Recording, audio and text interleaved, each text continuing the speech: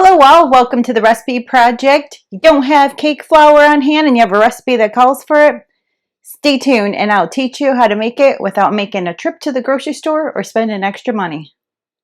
Like I said, it's very simple. So first what you do is you just put in your bowl, in your 1 cup measure, 2 tablespoons of cornstarch.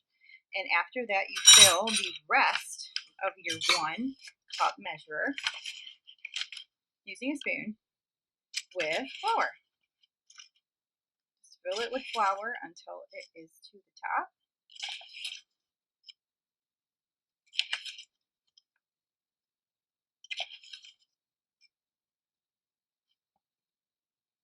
Scrape it. And in here will result your 1 cup of homemade cake flour. Save you a trip to from the store and save you a little bit of money.